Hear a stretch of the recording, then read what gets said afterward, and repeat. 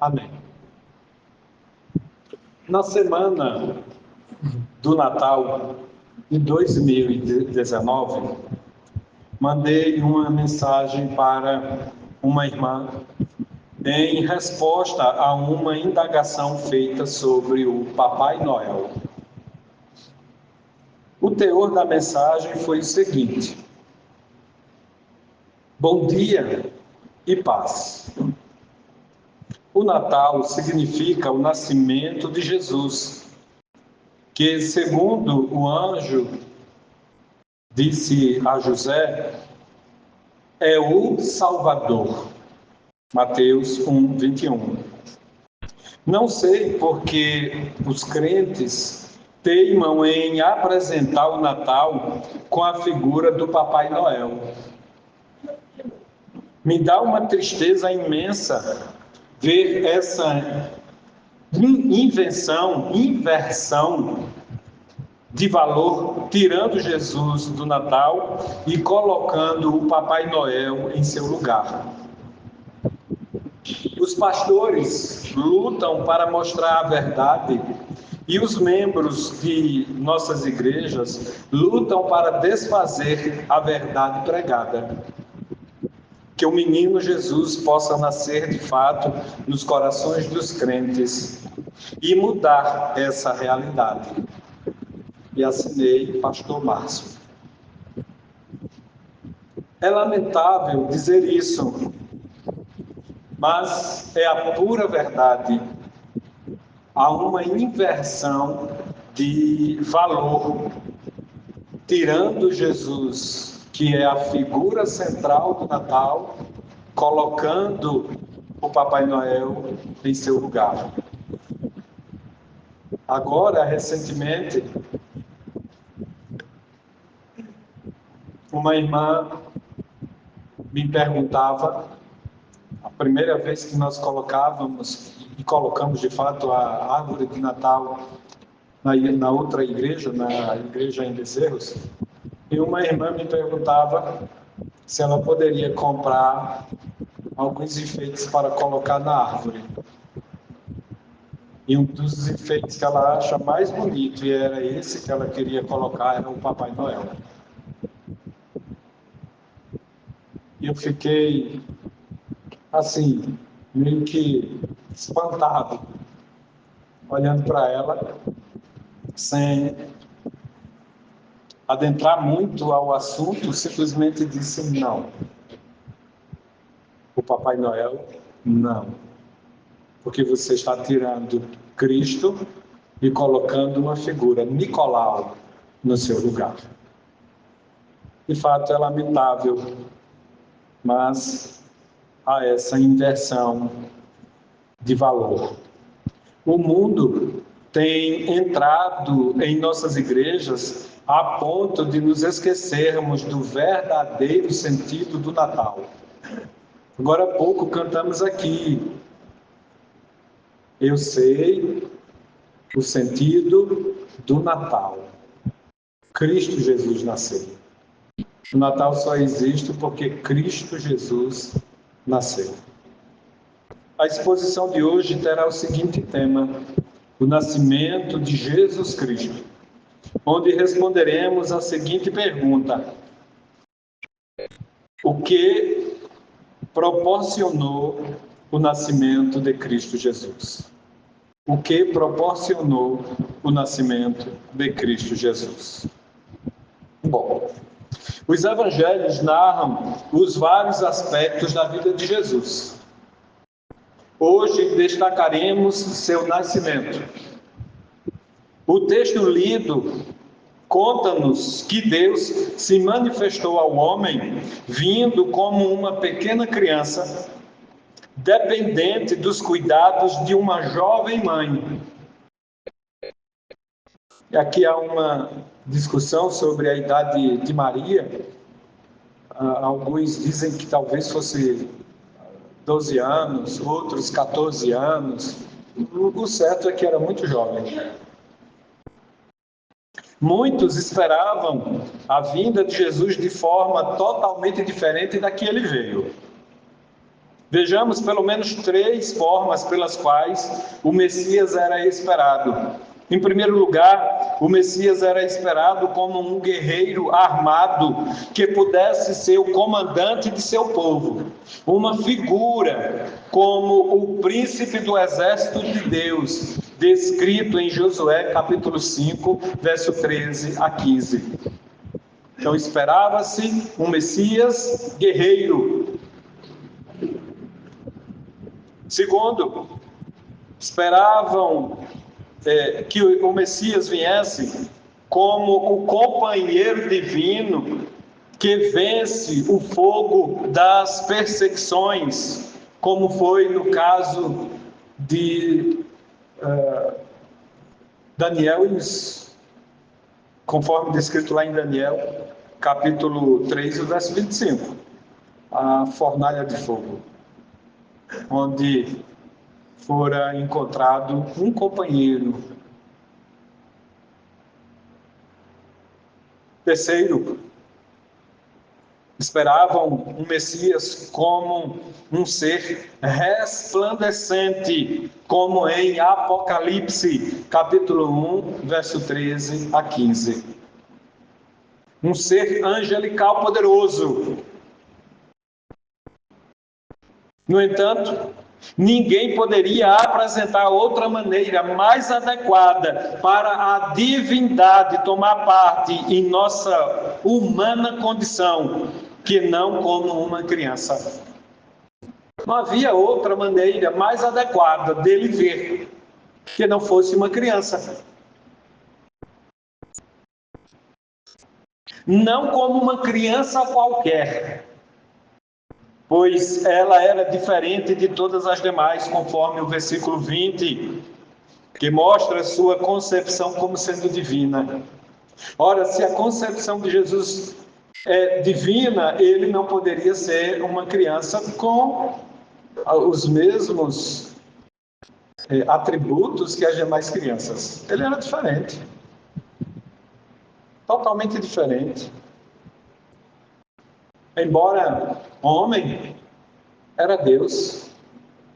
Embora Deus, era homem. O reverendo Hernandes Dias Lopes, falando sobre a concepção de Jesus, diz que sua semente não é humana para que não fosse contaminado com o pecado. Ele não poderia ser de semente humana, senão pecaria. Já o apóstolo Paulo diz: vindo, porém, a plenitude do tempo, Deus enviou seu filho nascido de mulher, nascido sob a lei, para resgatar os que estavam sob a lei, a fim de que recebêssemos a adoção de filhos, conforme Gálatas, capítulo 4, verso 4 e 5. Desse modo, Jesus nasceu no tempo determinado por Deus, nem antes nem depois. Isto é, nasceu na plenitude do tempo e de semente divina.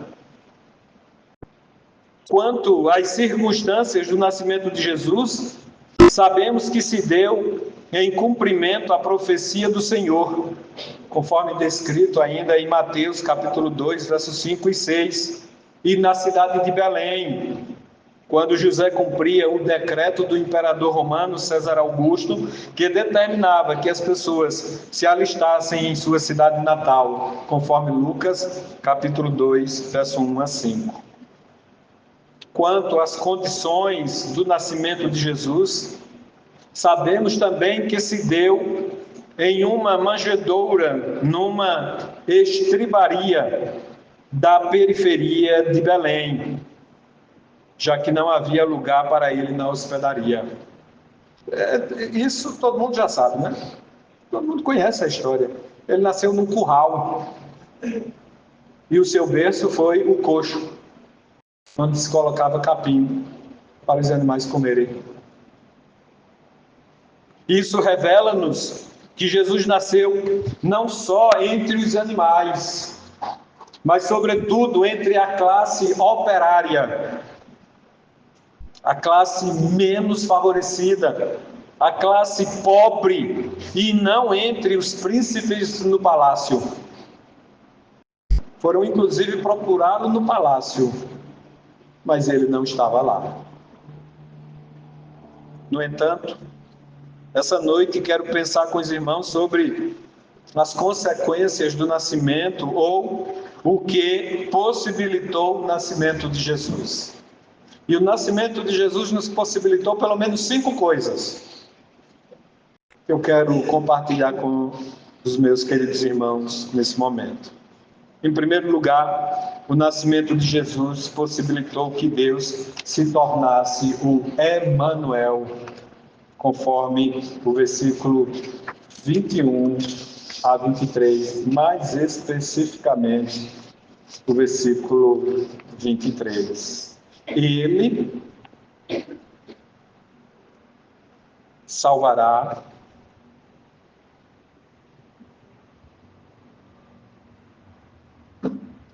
versículo 21. Ela dará à luz um filho e lhe porás o nome de Jesus, porque ele salvará o seu povo dos pecados deles. E o 23, eis que a virgem conceberá e dará à luz um filho, e ele será chamado pelo nome de Emanuel, que quer dizer Deus conosco. Ao nascer, Jesus experimentou não somente as condições da vida humana, mas mostrou ao homem que ele pode ser igual ao Senhor Jesus. A Bíblia nos ensina que Jesus nunca pecou, conforme 1 Pedro capítulo 2, verso 22, que diz: o qual não cometeu pecado, nem dolo algum se achou em sua boca. E ele será chamado pelo nome de Emanuel, que quer dizer Deus conosco. Pois bem, Mateus escreveu para os judeus com a finalidade de apresentar Jesus como sendo o Messias prometido. No versículo 21, o anjo diz que o menino nascido de Maria seria Jesus, que significa Jeová é a salvação, ou Javé, o Salvador. Essa criança era, portanto, o próprio Jeová, isto é, o próprio Deus visitando a terra a fim de salvar o seu povo do pecado que dominava esse povo. Deus havia dito a Moisés como era o seu nome. Não sei se vocês lembram. Eu sou o que sou. Êxodo capítulo 3, verso 14. Essa expressão aponta para o tetragrama composto por 4 letras e que se refere principalmente ao nome pessoal de Deus nas escrituras hebraicas, representado pelas consoantes hebraicas YHWH, que significam o nome próprio de Deus, que aportuguesado é Jeová. Se você olhar para esse tetragrama, você não conseguirá dizer ele de forma que você entenda o que significa.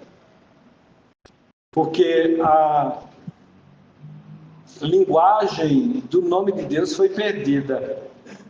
Como já disse aqui para os irmãos, os copistas tinham um cuidado muito grande ao copiar o texto sagrado, principalmente quando estava ali o nome de Deus. E eles deixavam um espaço. Então, no princípio criou Deus. Lembra esse texto? O primeiro versículo, então, tinha: no princípio criou, havia um espaço que era para ser colocado o nome de Deus e continuava a escrita. Quando eles iam colocar o nome de Deus, eles tomavam banho, trocavam de roupa, se purificavam e, na hora de escrever o nome de Deus, parava de respirar e escrevia o nome de Deus. E com isso, A linguagem do nome de Deus se perdeu. Então nós temos somente essa grafia, essas 4 letras na linguagem hebraica, que significa o nome próprio de Deus, e de uma forma aportuguesada, Jeová. A pronúncia exata, como já disse, se perdeu, mas a forma Iavé ou Javé são mais próximas do hebraico original, enquanto Jeová é uma adaptação ao longo da história em português, popularizada nas traduções da Bíblia. Pois bem, aí vem Mateus e, ao narrar o encontro do anjo com José, ligou esse evento, o encontro do anjo com José, à profecia de Isaías, que estava adormecida, conforme Isaías 7,14, que diz: eis que a virgem conceberá e dará à luz um filho e lhe chamará Emanuel. Essa profecia do Antigo Testamento de 700 anos estava esquecida, adormecida, ninguém lembrava mais. Nessa profecia, o menino é chamado de Emanuel. Mateus ainda apresentou o significado do nome Emanuel, que significa Deus conosco. João, em seu Evangelho, no capítulo 1, verso 14, disse que o Verbo se fez carne e habitou entre nós, cheio de graça e de verdade, e vimos a sua glória, glória como a do unigênito do Pai.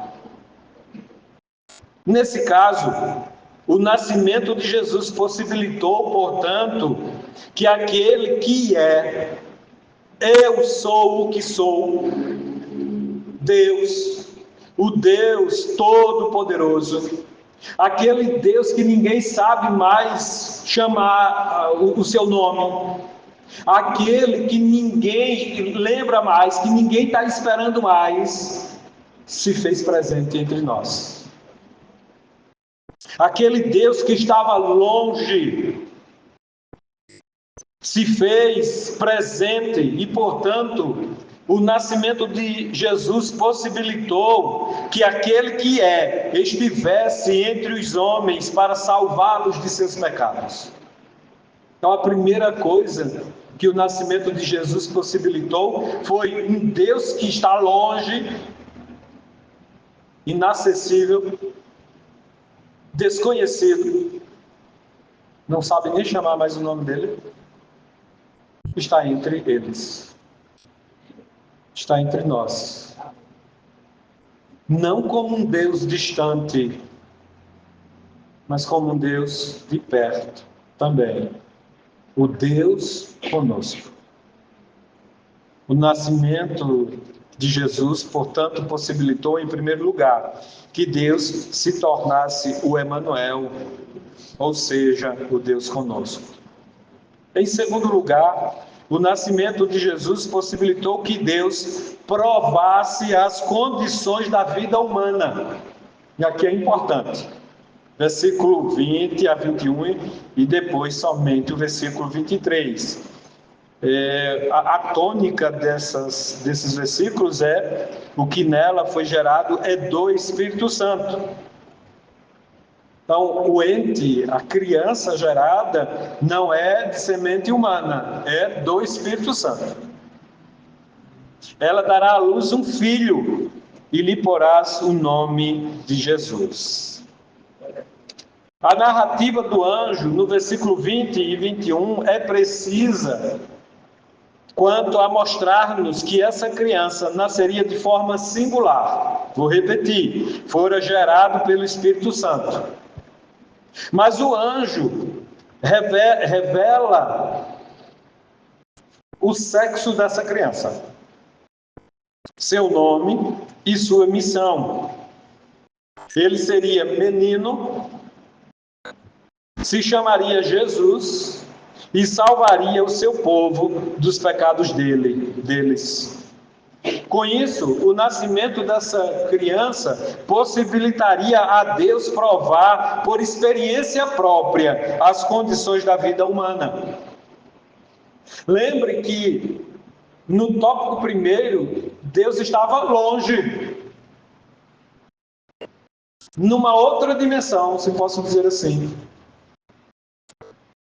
No mundo espiritual. Um Deus abstrato. Falava-se dele, mas não sabia-se nem mesmo dizer o nome dele. Mas agora ele vem a nós e pode provar por experiência própria as condições da vida humana. De que outra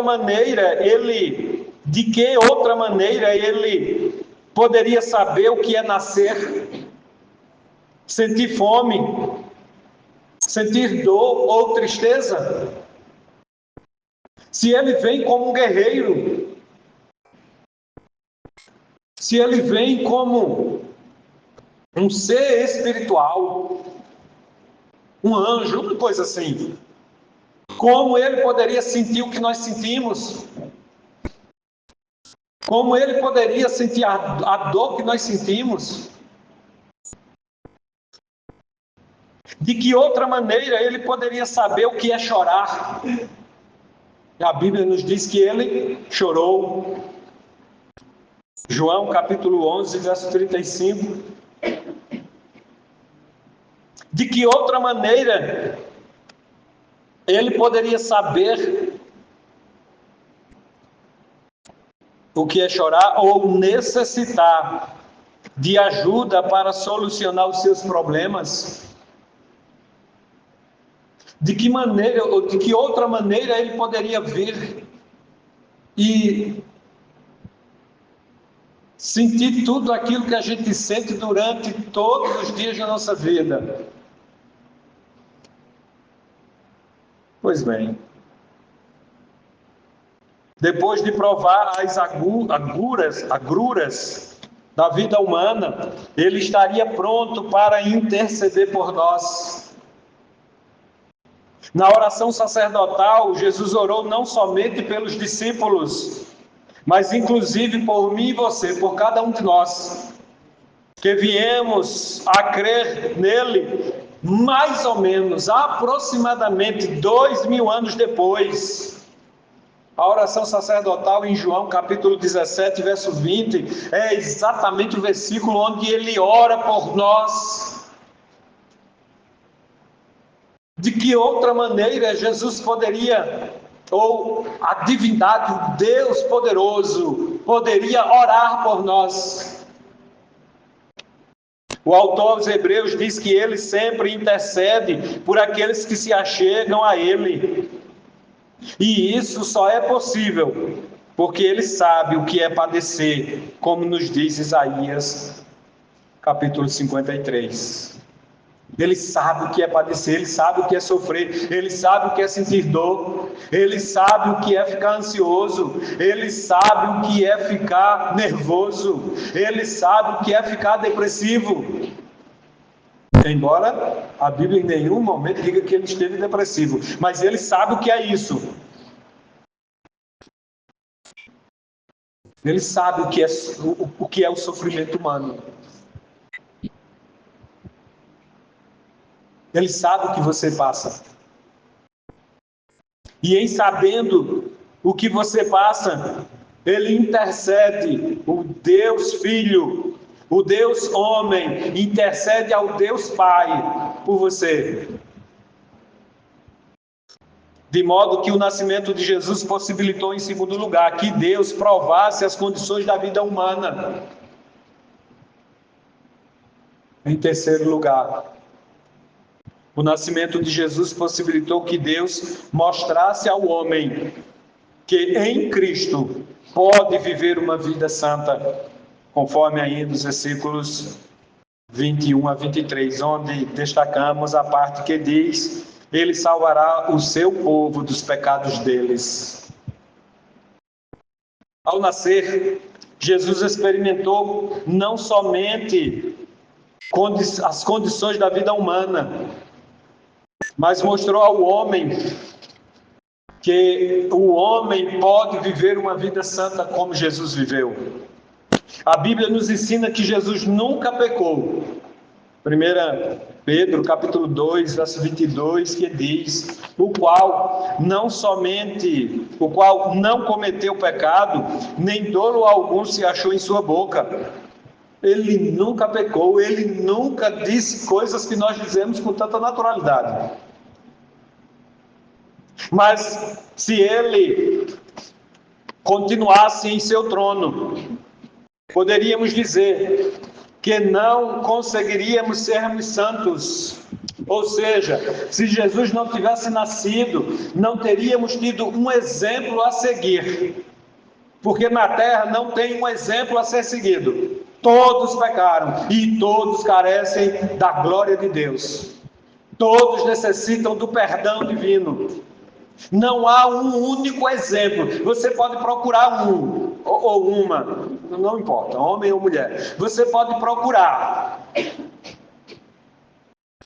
E não é falando mal dela, mas vi essa semana uma dessas postagens falando a respeito de Madre Teresa de Calcutá, uma santa.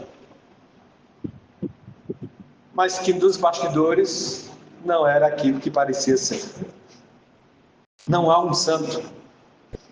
Não há um ente santo que não seja Cristo Jesus. O nascimento de Jesus nos mostrou pela manifestação de sua santidade e pureza divinas nele, em circunstâncias idênticas às nossas, com excepcionalidade de não ter pecado, que nós podemos viver uma vida santa. Se ele viveu uma vida santa, tendo as mesmas experiências que nós, vivendo as mesmas circunstâncias que nós, repito, dor, sofrimento, tristeza,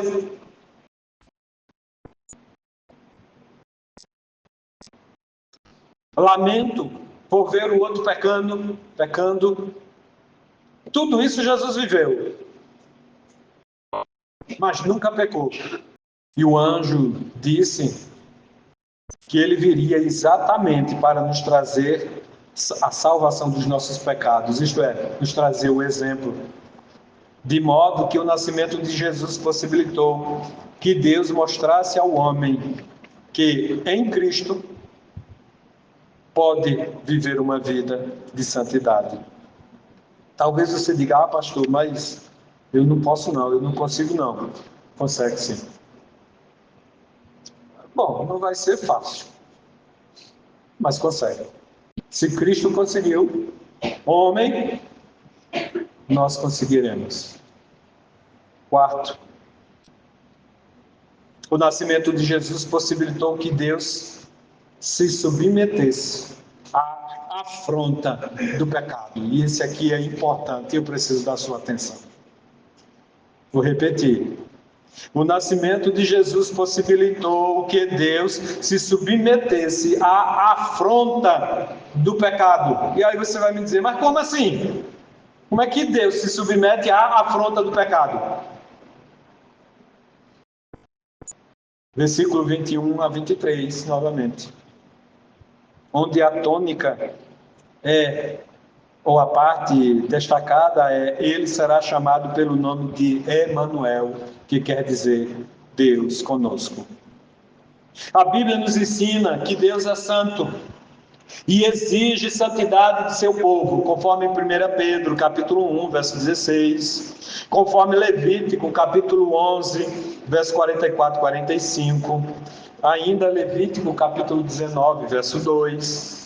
Pois bem, a Bíblia também nos ensina que Jesus levou sobre si os nossos pecados, Isaías, capítulo 53, verso 4, e 1 Pedro, capítulo 2, verso 24.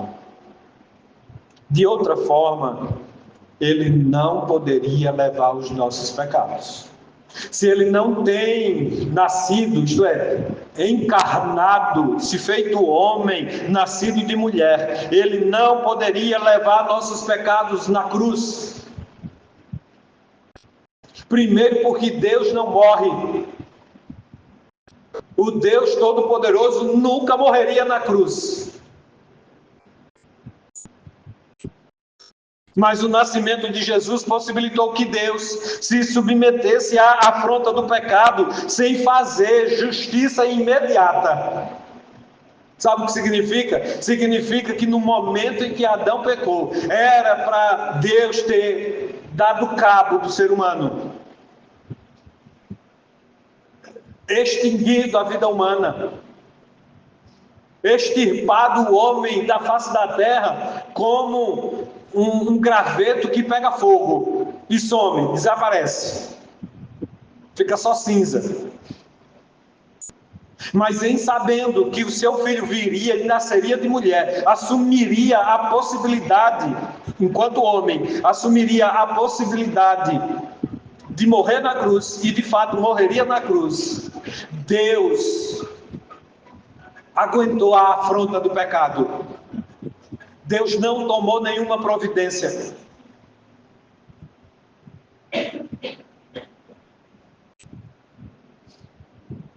Como Deus não poderia deixar de punir o pecado, como de fato não deixou, pois o pecado foi punido em Cristo no madeiro da cruz. Mas como o Deus que se encarnaria,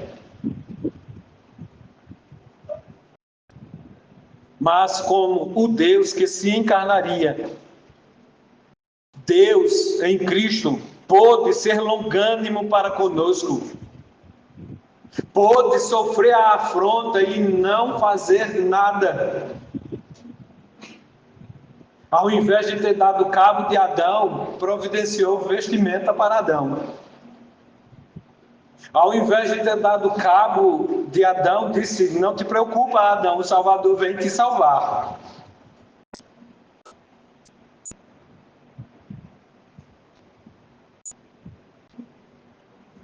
O apóstolo Pedro diz: por essa razão, pois, amados, esperando estas coisas, empenhai-vos por ser achados por ele em paz, sem mácula e irrepreensíveis, e tende por salvação a longanimidade de nosso Senhor. 2 Pedro, capítulo 3, versos 14 e 15. Deus foi longânimo.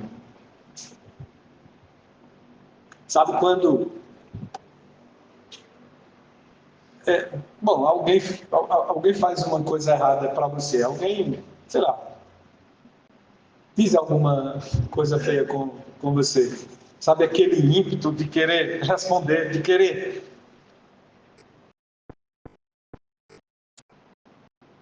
Sabe quando um filho faz alguma coisa errada e na hora que você vê, você tinha dito para ele, não faça tal coisa, aí ele faz, aí na hora que você vê fazendo, você é tomado por aquele sentimento de fazer justiça, isto é, fazer justiça, aquilo que você disse, se fizer vai ser punido. Vocês sabem esse sentimento, né? De querer pegar a sandália e dar umas palmadas no filho, sabe? Era para Deus ter feito isso conosco. Mas por causa do nascimento de Jesus, que viria, e Deus já sabia, antes da queda, que Jesus viria, nasceria de mulher para nos salvar, Deus foi longânimo. Deu tempo ao tempo. Deus não tomou uma atitude intempestiva.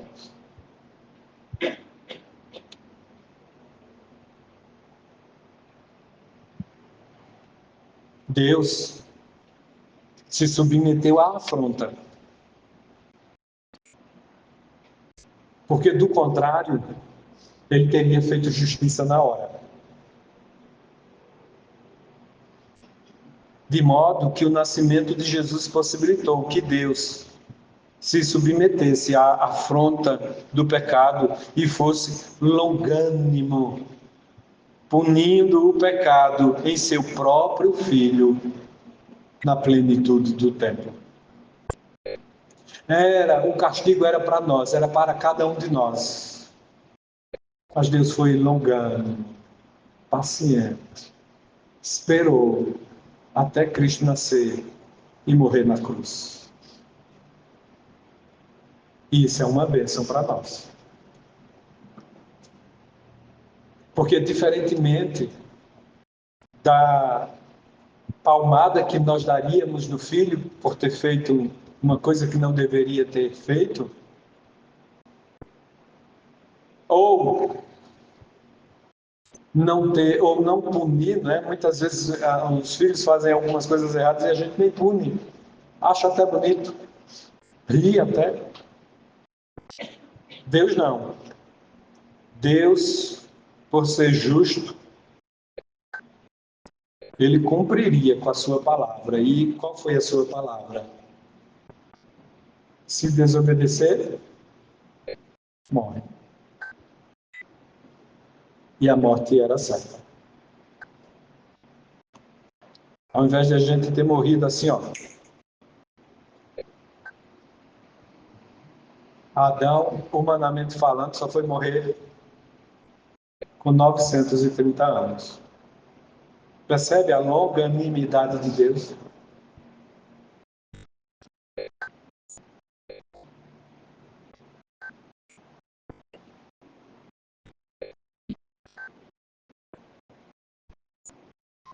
Acho que nós já estamos no quinto, né? Quinto. Encerrando. O nascimento de Jesus possibilitou que Deus consumasse uma obra redentora e expiatória. Possibilitou que Deus consumasse uma obra redentora e expiatória, ainda nos mesmos versículos 21 e 23. Ela dará à luz um filho e lhe porás o nome de Jesus. Meus irmãos, somente com o nascimento de Jesus, o Messias prometido,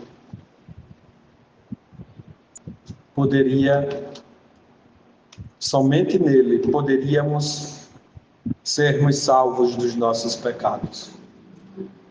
Essa obra redentora só poderia ser realizada, cumprida, executada pelo Filho de Deus. Nenhum outro poderia dar cabo dessa missão, porque todos os demais são pecadores, são iguais. Foi exatamente isso que o anjo disse a José. Vou repetir para vocês. Ela dará à luz um filho e lhe porás o nome de Jesus, porque ele salvará o seu povo dos pecados deles.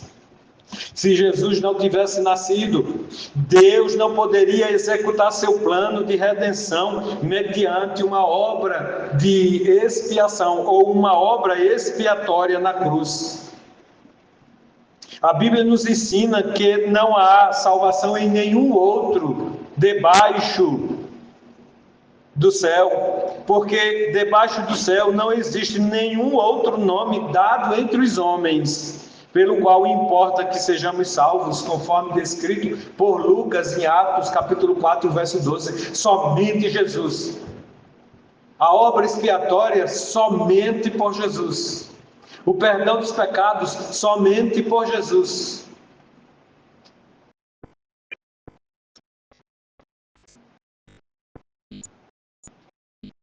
O próprio Jesus disse que lá no madeiro da cruz, essa obra estava consumada, de acordo com a sua própria palavra. Ele diz, praticamente no último minuto de sua vida, como é que ele diz? Está consumado. A obra expiatória foi realizada. O preço estabelecido foi pago. Deus deixou de ser afrontado.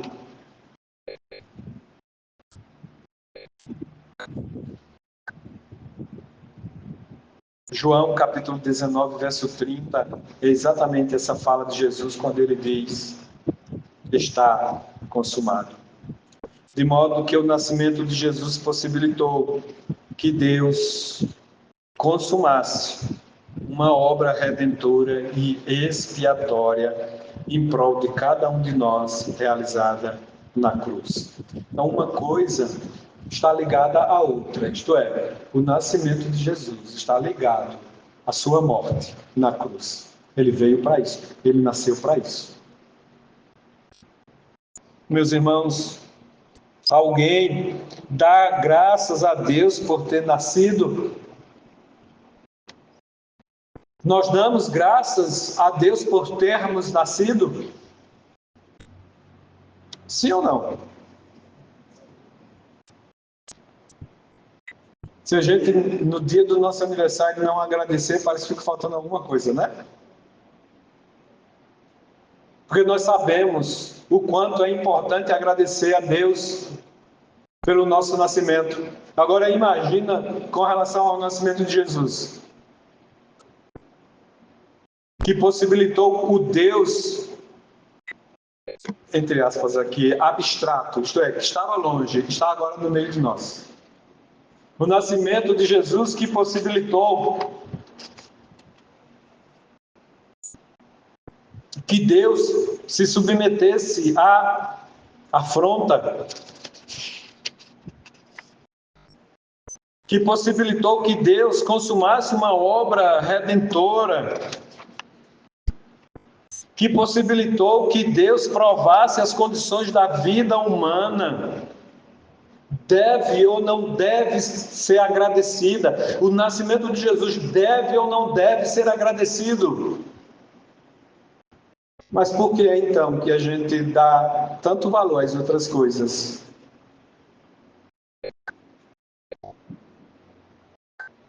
E não me levem a mal, pelo amor de Deus. Pelo amor de Deus. Mas parece que os cultos de final de ano nas igrejas são os mais esvaziados dos mais esvaziados que tem. Bom, mas parece que o pastor não entende as coisas, porque é o período que a gente tem para fazer uma viagem. Não, eu não estou condenando nada disso, pelo amor de Deus, longe de mim. Eu quero mesmo que vocês vão descansar e viajem, claro. Mas você já parou para pensar que os cultos mais esvaziados que tem é o de fim de ano? Os do finalzinho do ano? Quando nós deveríamos estar na igreja agradecendo pelo nascimento de Jesus, o nosso Salvador.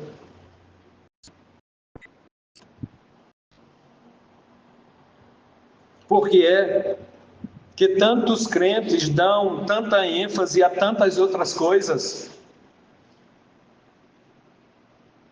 Que possamos, meus irmãos, sermos gratos a Deus pelo nascimento de Jesus. Durante o ano você tem muitas coisas para agradecer, muitas coisas, e essa igreja em particular agradece. E os irmãos que frequentam o culto de oração e doutrina sabem do que eu estou dizendo. É uma igreja que agradece sistematicamente por aquilo que Deus tem feito. Graças a Deus por vocês. Mas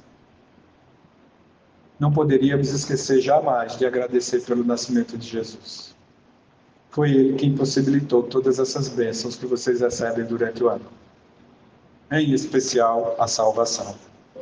Que possamos sermos gratos a Deus e tão somente a Deus. Que possamos ir além do agradecimento. Nesse caso, convidando o Senhor Jesus para reinar em nossos corações. Que possamos ser diferentes em relação àqueles que têm a figura de Noé como sendo uma coisa de outro mundo. Não coloque Papai Noel na sua casa. Não coloque Papai Noel na sua árvore de Natal. Coloque, em primeiro lugar, Cristo no seu coração.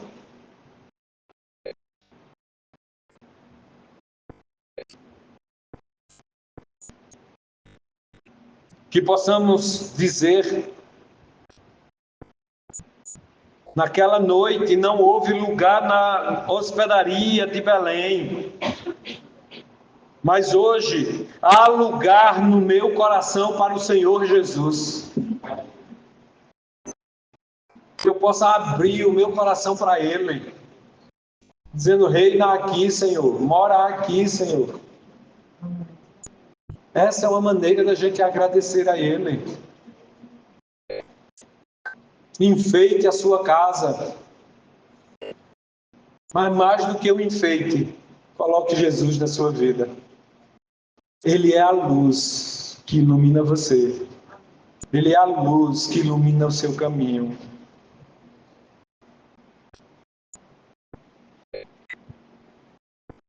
Tenhamos todos um Feliz Natal. E que o Senhor possa nos abençoar. Ainda amanhã, 24, ainda véspera, alguns farão a ceia em casa. Pare um minuto, faça uma oração, agradeça a Deus. É claro, deve agradecer pela ceia, obviamente. Mas, sobretudo, por Jesus ter nascido na sua vida. Tenha, portanto, meu irmão, minha irmã, um Feliz Natal. Eu desejo que eu tenho para cada um de vocês nesse momento. Oremos agradecidos a Deus por tudo isso que possibilitou o nascimento de Jesus. Ó Deus, santo e eterno, queremos te agradecer porque o Senhor nasceu e possibilitou todas estas coisas. Possibilitou, ó Deus, sobretudo o perdão dos nossos pecados.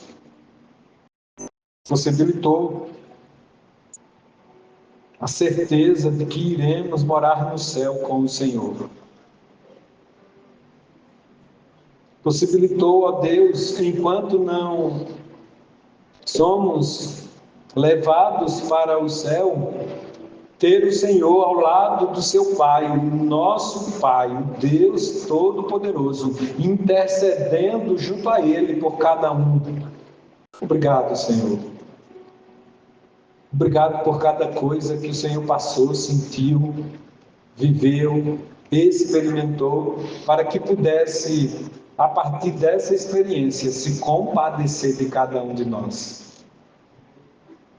Obrigado porque a sua palavra diz que o Senhor é a luz que brilha e brilhou em nós. Abriu a nossa caixinha que era envolta de trevas, de escuridão. O Senhor abriu o nosso coração, o nosso entendimento para enxergarmos Cristo. Obrigado, ó Deus. Nós não temos palavras suficientes para agradecer, mas que o Senhor possa sondar o nosso coração e ver a alegria que temos nesse momento de cultuar ao Senhor em agradecimento. Não deixe, ó Deus, que este sentimento natalino se apague dos nossos corações. Não deixe, ó Deus, que nós, enquanto crentes em Cristo Jesus, coloquemos no lugar outras tradições, mas que Cristo Jesus sempre e sempre esteja no nosso coração como esse ente santo que nasceu para nos purificar de todo pecado. Obrigado por esta igreja, ó Deus. Eu sei que já estamos no final do culto, mas eu peço ao Senhor que o Senhor receba, que o Senhor tenha recebido este culto, um culto singelo, muito simples, mas a despeito da simplicidade, um culto que tem um único propósito, dizer, e repito, obrigado, Senhor. Que o Senhor se agrade de cada um de nós e aceite o nosso agradecimento. Se estamos aqui, é porque fomos alcançados por este que nasceu em um dia maravilhoso. A propósito, não sabemos qual foi o dia, mas sabemos que nasceu. E nasceu duas vezes, porque nasceu naquele dia e nasceu no dia determinado na nossa vida, no nosso coração. Se posso dizer assim, ó Deus. Nos ajude ainda no resto deste culto, no resto desta semana. Abençoe a cantata e o culto de amanhã na primeira igreja. Abençoe também a igreja em Bezerros, que fará o seu culto natalino na quinta-feira. E continue derramando a sua graça sobre as nossas vidas durante este final de ano. Não posso deixar de orar pelos irmãos que aqui se encontram. Naturalmente, hoje seria dia de culto de oração. E certamente eles têm os seus pedidos. Os abençoe, os guarde, os livre do mal. Abençoe os nossos filhos, os nossos netos, os nossos cônjuges, aqueles irmãos que estão trabalhando, aqueles irmãos que estão enfermos e por isso impossibilitados de virem, bem como aqueles que já viajaram para um período de descanso. Não permita que nada de mal lhes aconteça. É a oração que fazemos a Deus e a fazemos em nome do seu Filho amado Jesus Cristo. Amém. Amém, meus irmãos. Hino 243 do nosso Inário. Noite de paz.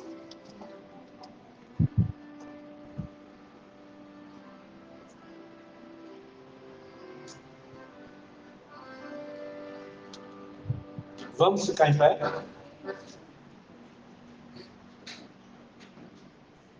Vamos cantar bem alegres esse cântico, este hino.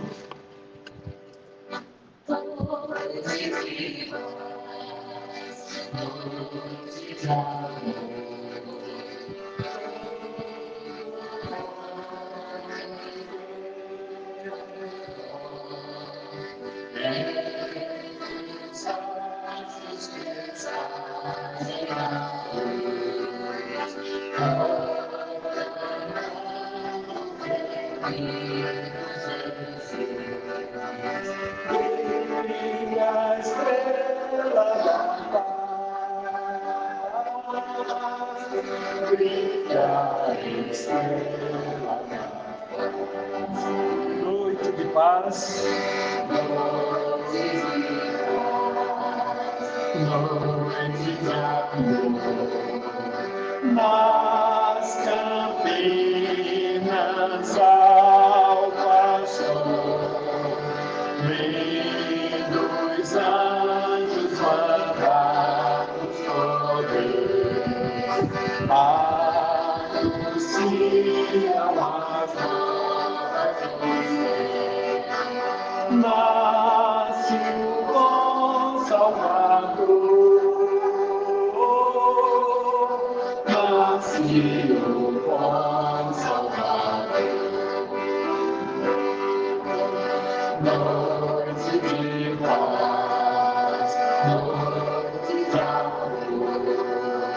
Oh, que belo resplendor, ilumina o menino Jesus, o deserto do mundo, sol eterno fulgor, sol eterno fulgor.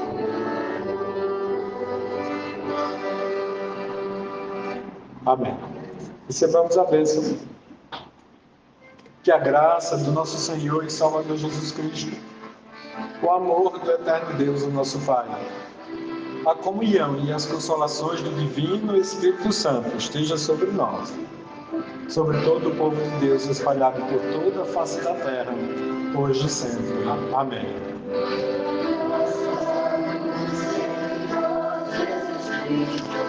E o amor de Deus a comunhão do Espírito Santo seja com todos nós. E a graça do Senhor Jesus Cristo e o amor de Deus, a comunhão do Espírito Santo seja com todos nós. Amém.